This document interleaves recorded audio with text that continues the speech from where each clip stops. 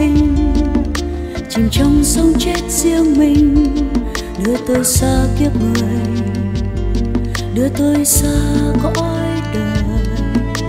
Lần theo cơn gió du hơi, lần theo quá khứ xa vời, đang thong dong bước lùi vào trong màn tối.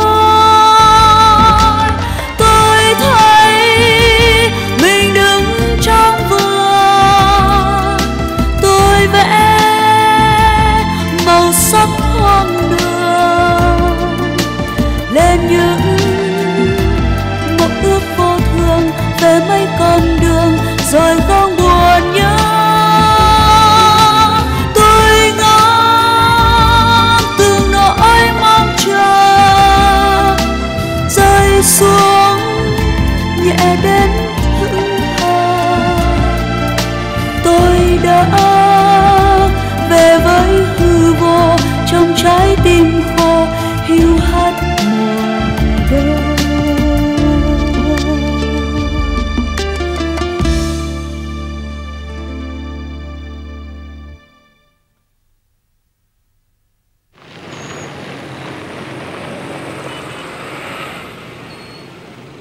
Lại đến đây à? Lại đến đây? Không phải lần trước anh nói anh thích hay sao? Đi một lần cho biết thì thích vì cảm giác hiếu kỳ, chứ những nơi này không hợp với anh. Chúng ta đến nơi nào yên tĩnh, có không khí thiên nhiên. Nếu không, về Hoa Lư còn hơn. Em thích đêm nay chúng mình ở đây. Anh có chiều em không? Ngày cưới là ngày vui mừng trọng đại, đường chịp sung sướng tự hào công khai. Giờ không lẽ đến cửa phù hoa rồi anh ở đây em buồn hay sao? Thôi vào đi.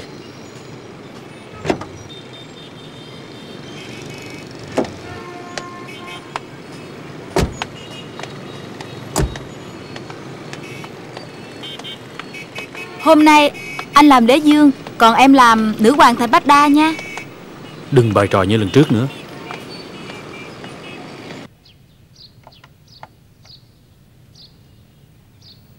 Alo, tôi đây. Cô Oanh còn ở bệnh viện hả? Tôi đang dọn cơm. Cô nhớ canh giờ nghe.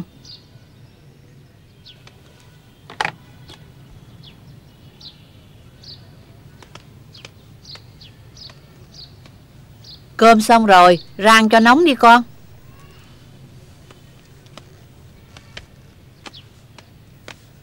Sao ăn cơm sớm vậy má?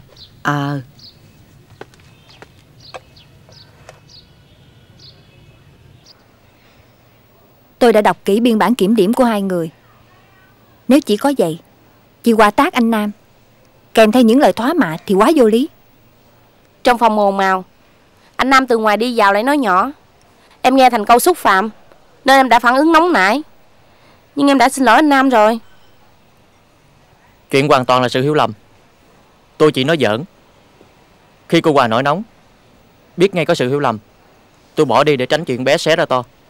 Việc hành vi đánh người giữa giờ làm việc là trách nhiệm phê phán của bác sĩ chủ nhiệm khoa. Riêng tôi, dù anh Nam, chị Hòa đã có sự thông cảm hay thông đồng để tránh tội, thì người cần phải lên án chính là anh Nam. Yêu nhau rồi bỏ là tự do của mỗi người, nhưng bỏ người này yêu người khác ngay trong khoa là quá trắng trợn. Mọi người trong khoa gọi anh là đồ Sở Khanh, anh biết không? Tôi phản đối sự phê phán rất cảm tính của cô Dân. Làm sao cô biết chắc tôi bỏ người này yêu người khác? Và dù có như vậy, cũng là chuyện riêng của tôi. Người ngoài không nên can thiệp vào. Không can thiệp bằng những biện pháp hành chính tổ chức, nhưng vẫn có thể góp ý phê phán chứ. Tháng này hai người bị cắt tiền thưởng. Nếu ai vi phạm đừng trách tôi. Cảm ơn sự góp ý của chị. Em xin lỗi chị Dân và tất cả những người trong khoa. Em xin phép về làm việc.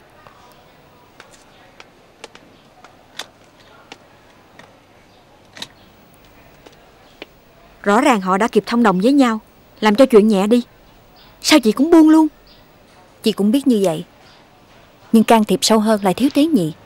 Vì dù sao đó vẫn là chuyện riêng của họ. Cứ vào. Xin chào. Tôi đang chờ thực hiện kế của chị. Mấy giờ xuất phát? Nhưng sáng nay anh Hùng không đến bệnh viện là lỡ hết việc. Tôi có cách nhắn được anh về.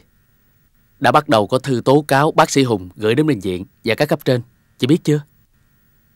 Có cả 2 lá thư gửi chị đây. Đọc thử cho biết.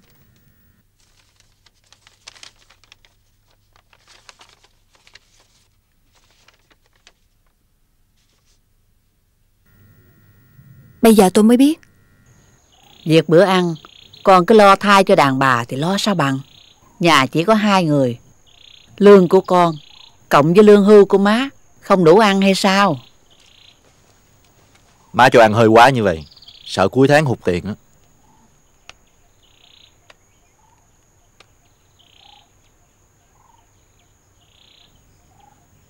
Tình hình con Kim ra sao hả má? Hôm vừa rồi nó có về nhà lấy đồ, nhưng má không dám nói cho con biết. Nó đã quen việc ở công ty, nhưng vẫn đến trường học thêm theo ý con.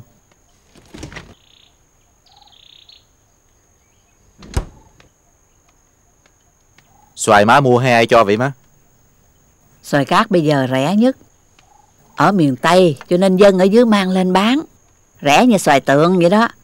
Má mua về, chứ má không có xài quang đâu mà con xót ruột.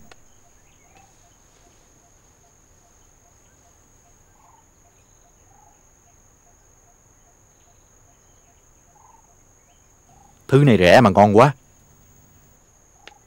Bác Hai ơi! Xin lỗi, em không biết là anh ngồi ngoài này. Cô Oanh à, rau thịt cô nhờ tôi mua để trong tủ lạnh. Cô có lấy ngay bây giờ không? Để chiều cháu về lấy nấu luôn một thể. Có bệnh nhân cho cháu mấy trái vải thiều miền Bắc. Cháu mang biếu bác cho anh Thanh. Cảm ơn cô. Cô vào ngồi chơi đã. Nhà vừa mới ăn cơm xong. Dạ. Tiện có anh, em nói luôn chuyện sáng nay. Anh Hùng, anh Đông mời em lên để trao đổi về... Đừng nhắc về họ nữa. Cô ăn xoài đi. Cô thông cảm. Nhà tôi ăn của rẻ nên chỉ mời khách của rẻ, không sang như vải thiều miền Bắc của cô. Ai nói với anh thứ xoài cát này là của rẻ? Xoài cát cuối mùa đắt như vàng. Chỉ dám đứng nhìn.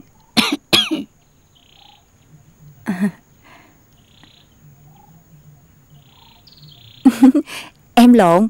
Vì nhìn màu tưởng là xoài cát, ai ngờ là xoài Tưởng Lai. Xoài này tôi mua ở xe đẩy ngoài đường, nhiều lắm. Tiện đây, tôi cảm ơn cô đã giải quyết thỏa đáng vụ con Kim. Em có giải quyết gì đâu. Em chỉ nghĩ đơn giản nó ở tạm với chị còn tốt hơn là ở lang thang. Thật ra con bé vẫn muốn về đây. Dù sao cũng là nhà mình. Đã quen hơi, quen tiếng, lại nhớ nội, nhớ ba. Má không phải mượn đà vận động. Nó chưa đi học thì đừng bao giờ về. Cũng như má nó, không trở lại nghề dạy học, coi như cắt đứt.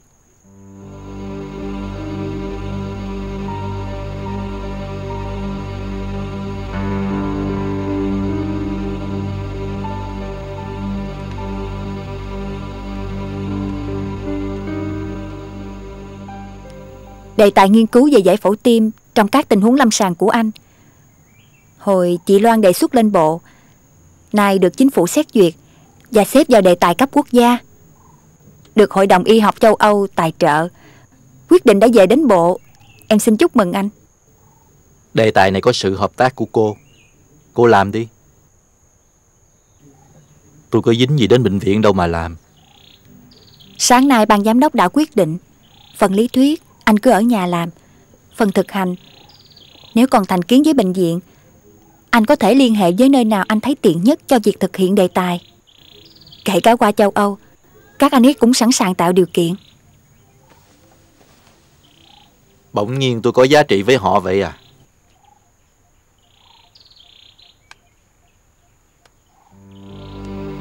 Họ thật trọng tôi, hay trọng khoản tiền tài trợ, hay trọng điểm son với mấy ngày quan trên? Chuyện đó anh bận tâm làm gì? chỉ biết người ta phải trọng lại mình. Lúc này em thấy anh càng tỏ ra rộng lượng, sẽ càng chứng tỏ mình cao thượng. Chào anh. Em chào thầy.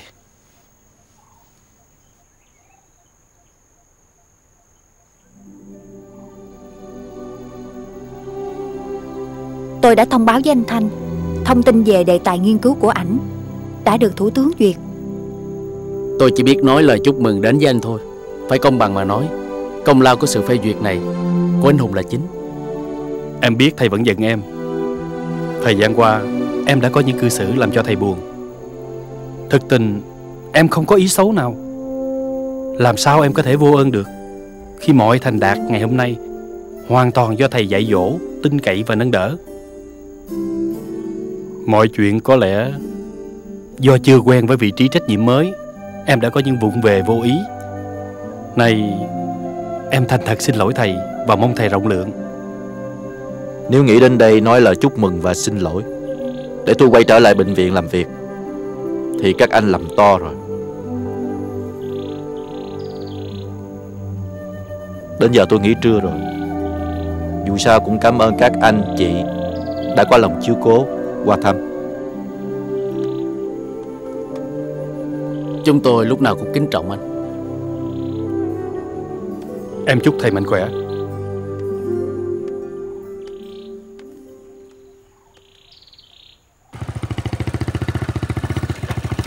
Quá nửa tiếng rồi, tưởng cô chú không tới chứ.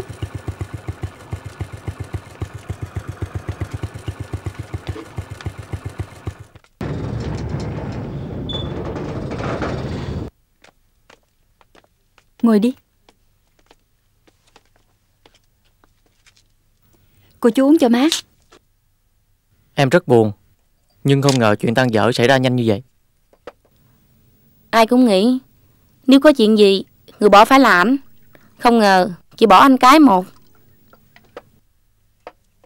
Tôi cũng chẳng khôn ngoan bản lĩnh gì đâu, cũng đau đời lắm. Có điều tôi quá hiểu anh ta, nên luôn lường trước tình huống và hậu quả, sẵn sàng chấp nhận khi nó tới.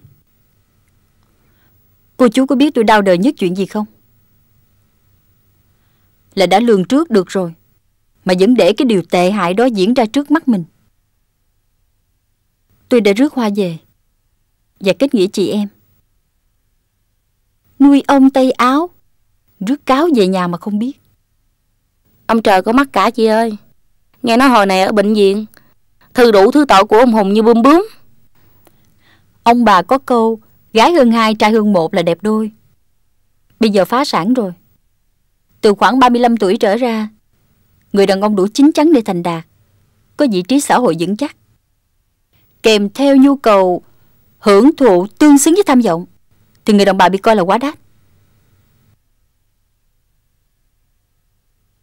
Tôi cố tìm cách giữ, nhưng không được, đành phải buông. Nhưng thôi, coi như xong một chuyện. Hôm nay tôi mời cô chú đến đây là để bàn chuyện. Tôi đã nói với chú Nam trước rồi, cần phải để phòng mạch vẫn tiếp tục hoạt động, càng sớm càng tốt. Chú đã tìm cho tôi một bác sĩ thay chỗ Tây Hùng chưa? Chắc chị phải cho em một thời gian nữa.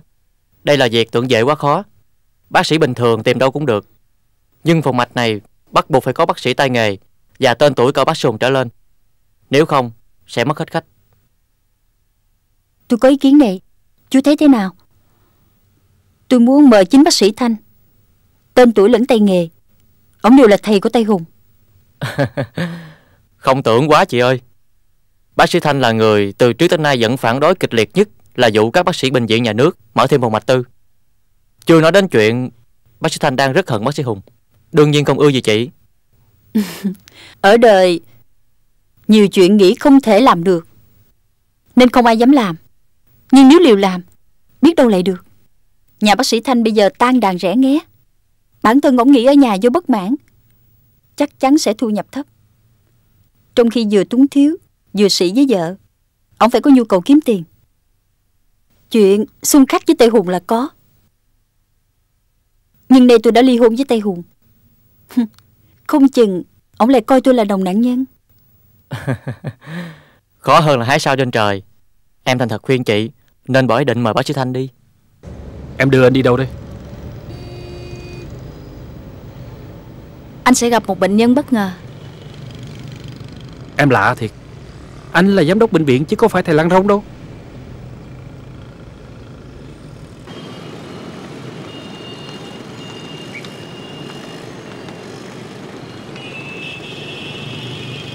Sao nhà trống không thế này? Trời ơi, sao bây giờ mới đến? Chào anh chị. Chào.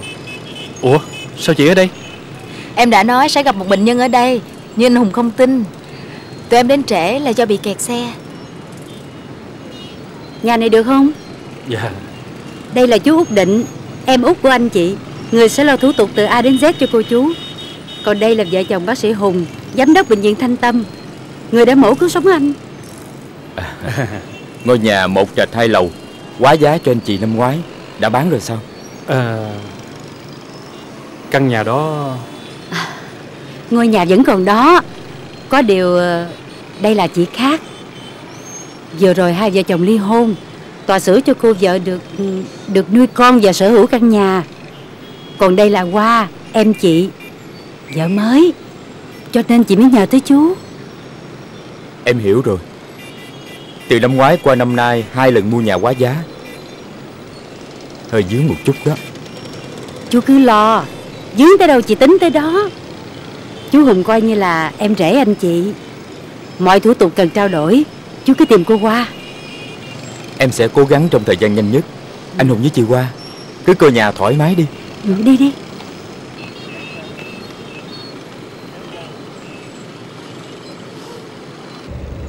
Một người làm quan, trăm họ được nhờ. Mỗi bệnh nhân xịn là một con gà đẻ trứng vàng. Nhà này anh thấy thế nào? Nhà nát như vậy ở làm sao được? Anh đúng là từ trên trời rơi xuống. Nát nhưng trung tâm quận nhất. Chỉ riêng mặt tiền đất, tính theo giá thị trường là đã mua được 3 căn nhà vừa rồi anh bỏ lại cho bà Kiều. Mình mua lại, đập đi xây mới hoàn toàn cho thiên hạ nể chơi. Nhưng chắc chắn mang tiếng lắm.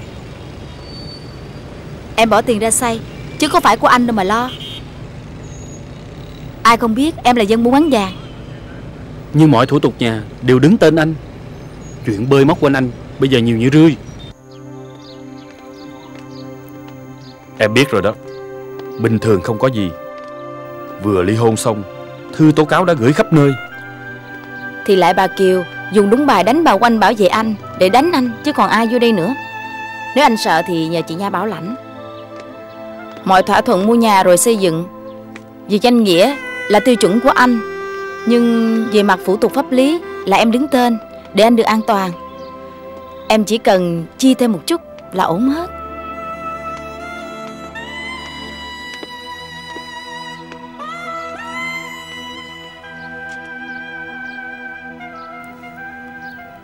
Em muốn làm thế nào thì làm, miễn đừng hở chỗ nào để bọn bơi móc có cớ đánh đổ anh. Chỗ này xây mới lên, mở phòng mạch ở tầng trệt tốt hơn chỗ cũ. Lại phòng mạch? Anh quên đã có lần em nói về với em phải dẹp bỏ lối kiếm tiền tầm thường ấy qua một bên mà. Nhu cầu mở phòng mạch sinh ra từ đồng lương không đủ ăn đủ xài của bệnh viện và lòng tham nông cạn của bà Kiều. Bây giờ anh có thiếu thứ gì đâu mà không từ bỏ thứ tư duy cũ mềm ấy. Chỉ cần là bác sĩ giám đốc một bệnh viện nổi tiếng, đã thừa uy danh, uy lực, khiến em hay bất cứ người đàn bà khác tình nào sẵn sàng quỳ gối hầu hạ anh đến đầu bạc răng long. Em long trọng nói thế, anh tin em chưa? Không tin mà anh đã bỏ tất cả để sống với em à. Vậy ý em, tầng trệt ngôi nhà mới sẽ mở tiệm vàng Kim Hoa 2. Mời, em mời chị. Mời chị.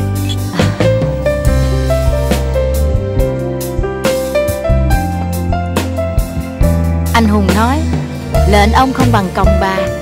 Không ngờ uy tín của chị lớn quá.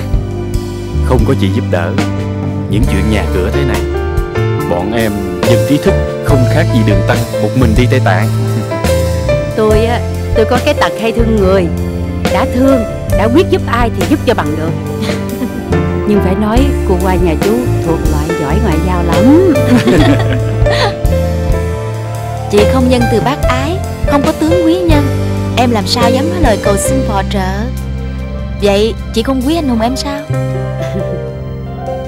Nói thật với chú, chị ít học cho nên có cái tật hay đề phòng với trí thức lắm. Nhưng từ ngày quen thân chú, chị thấy tự tin lên rất nhiều. Hóa ra mình không xa với trí thức là bao nhiêu. Chị không tiếc việc công khi giúp chú là ở chỗ đó. Cảm ơn chị. Dạ. Chị nói quá hay. Cũng ly uống cạn nghe chị. Vậy thì ít nữa em với anh xin mua hóa giá Dinh Thống Nhất. Chị có giúp em không? Chị nghiệm thấy ở đời, hễ cái gì có kẻ mua, thể nào cũng có người bán. Hiện tại trong bệnh viện có nhiều thư tố cáo bác sĩ Hùng. Chuyện đúng sai thế nào, nhất định ban giám đốc và lãnh đạo bộ sẽ có hướng giải quyết. Tôi lưu ý các anh, các chị, chúng ta tuyệt đối không vô tình hay cố ý tham gia vào làn sóng dư luận để sự việc rối thêm ra. Tôi nói vậy không phải để bảo vệ bác sĩ Hùng, mà muốn chúng ta giữ sự bình yên và chú tâm vào công việc. Kinh nghiệm cho thấy, cứ mỗi lần bệnh viện có chuyện rắc rối nào đó từ nội bộ là lập tức ảnh hưởng đến chuyên môn. Tôi phản đối quan điểm của bác sĩ Oanh. Những tai tiếng của bác sĩ Hùng giám đốc bệnh viện không cần thư tố cáo, ai cũng biết rõ. Bỏ vợ cũ rồi cướp vợ người khác, là con gái bệnh nhân của mình, lợi dụng chức quyền mua nhà quá giá lần thứ hai, bạc đãi bác sĩ Thanh, vân vân. Mọi chuyện sờ sờ, tại sao chị lại sợ dư luận? Em hiểu sai ý chị Oanh rồi. Anh làm cái gì vậy? Tôi công nhận từ khi bác sĩ Hùng làm giám đốc, bệnh viện có nhiều thay đổi khá tốt so với trước. Nhưng không phải vì vậy mà làm ngơ trước những sai trái. Có thể nói thẳng, về mặt y đức, bác sĩ Hùng có nhiều vi phạm rất nặng. Có ai nói gì nữa không? Lẽ ra em không nên nói chị Oanh có bênh vực bác sĩ Hùng đâu. Anh làm to rồi. Cảm ơn ý kiến thẳng thắn của bác sĩ Dân. Đi vào ngõ ngách hiện tượng, Dân nói không sai, nhưng Dân thiếu cái nhìn toàn cục. Tôi sẽ gặp Dân trao đổi sau. Bây giờ xin chuyển qua vấn đề thứ ba. Alo, tôi bác sĩ Oanh đây. Đang trên đường đi à? Yên tâm, chúng tôi chuẩn bị ngay bây giờ. Bác sĩ Hùng vừa ở hiện trường vụ cướp con tin gọi điện về. 4 tên cướp đã bị bắt. Con tin được an toàn, nhưng một đại quý công an bị tổn thương nặng vùng gan lách do té từ trên cao xuống và một vết thương nhẹ ở vùng ngực. Anh Hùng chỉ đạo chúng ta đón ca cấp cứu. Các anh chị khẩn trương về khoa chuẩn bị ca mổ.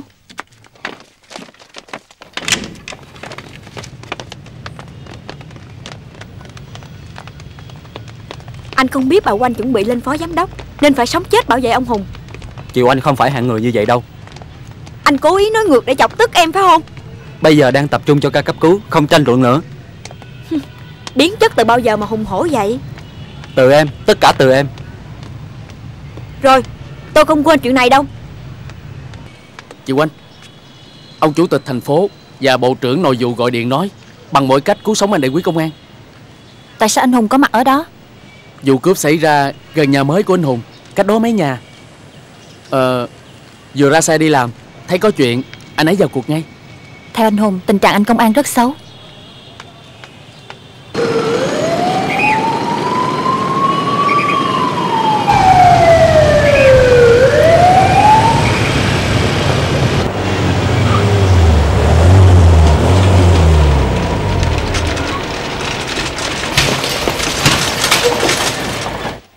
Ca tổn thương nghiêm trọng, tương tự như đại quý Vũ Văn Kháng, mà bác sĩ Thanh đã mổ một lần cách đây 2 năm.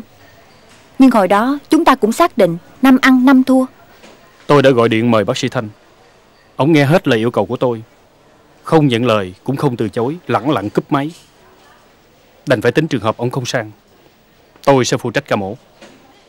Theo tôi, nếu chúng ta cùng xác định không có bác sĩ Thanh đành chào thua, thì nên mời ngay ekip giỏi của bệnh viện khác đến. Xong, Nếu đủ tự tin, chúng ta cần bỏ thói quen thiếu một người thì người khác không khả năng thay thế. Tôi thấy bác sĩ Oanh hoàn toàn có khả năng thực hiện tốt ca mổ. Và để thật chắc chắn, bác sĩ Hùng và bác sĩ Đông làm cố vấn trực tiếp. Hết. Anh muốn đẩy chị Oanh vào chỗ chết chắc. Không biết thì im đi. À, được rồi. Dạ thưa ông. Mời ông. Dạ thưa, có ông Hòa, Phó Giám đốc Công an thành phố muốn gặp bác sĩ Hùng.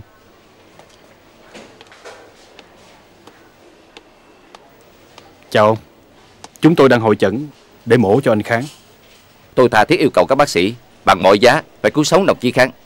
Nếu có gì khó khăn, chúng tôi sẽ tích cực tác động để đáp ứng kịp thời. Chúng tôi đang trên tinh thần cứu anh Kháng bằng mọi giá và tranh thủ từng phút một. Ông có thể ngồi đây giữ thính cùng chúng tôi. Được rồi. Chào bác Ngồi sĩ. xuống đi. Em rất mừng thầy đã đến.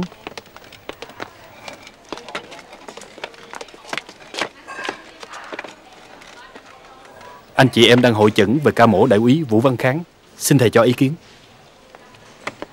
Tôi đã thăm bệnh nhân và xem bệnh án. Bác sĩ Tạo đã thực hiện rất hoàn hảo việc duy trì trạng thái sống của bệnh nhân. Chúng ta không có thời gian để bàn bạc nữa, mà phải quyết đoán nhanh từng giây một cho mạng sống của bệnh nhân. Tất cả đang hy vọng vào anh. Ở đây có hai người đủ khả năng giải quyết ca này, là bác sĩ Hùng và bác sĩ Oanh. Nhưng theo tôi nên để bác sĩ Oanh.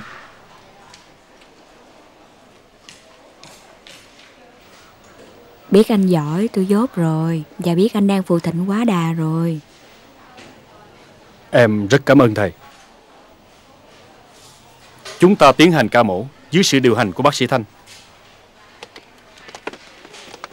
Kính thưa quý khán giả, bệnh nhân đang đưa vào hành lang phòng mổ của bệnh viện Thanh Tâm. Hiện tại, bệnh nhân đang trong tình trạng rất nguy kịch.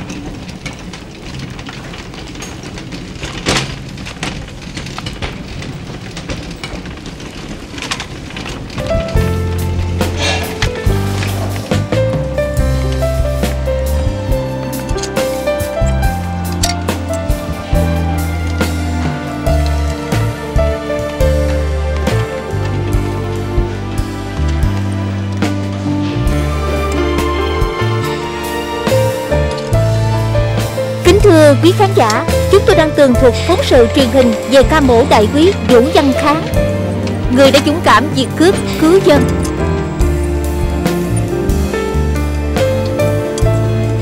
Ca mổ được dưới sự điều hành của bác sĩ Thi Oanh, chủ nhiệm khoa ngoại, cùng các bác sĩ giàu kinh nghiệm của bệnh viện Thanh Tâm.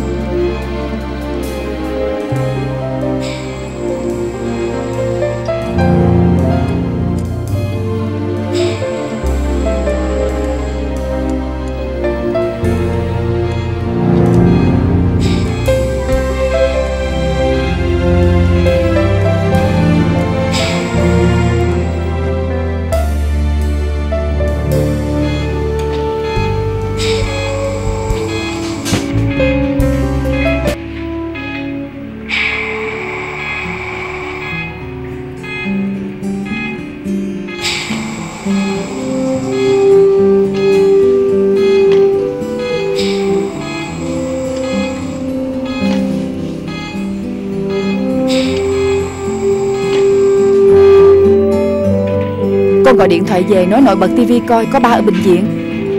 Dạ.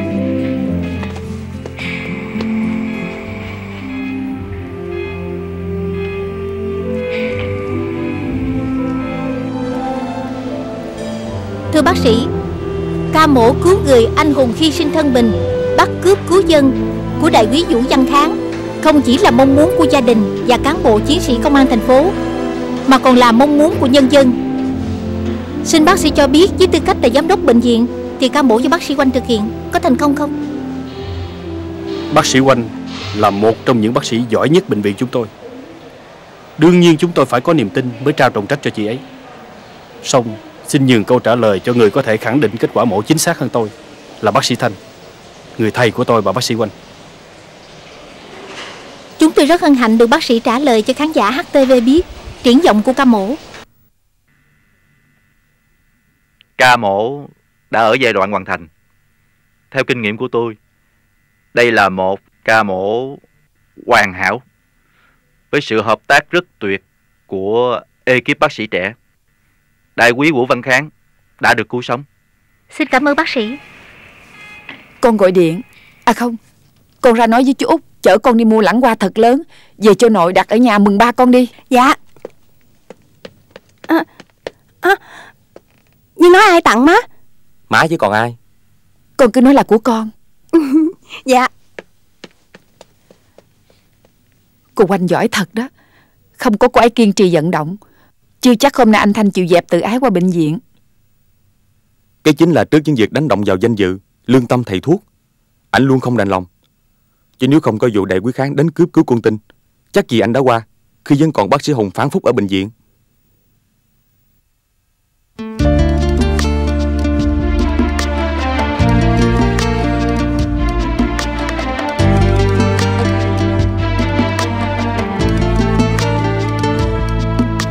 Màn đêm tăm tối vây quanh, chợt tan cho nắng long lanh.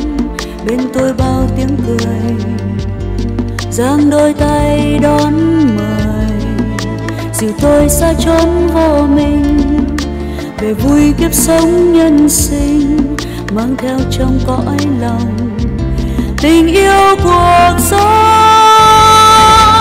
Yêu quá màu trắng ân tình, êm ái màu trắng bên mình.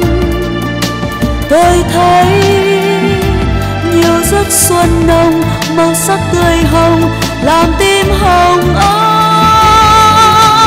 Ôi nhớ màu áo thiên thần, mong đến hạnh phúc vô ngần. Yêu mãi màu trắng chân tình là nắng mênh mông xua mất trời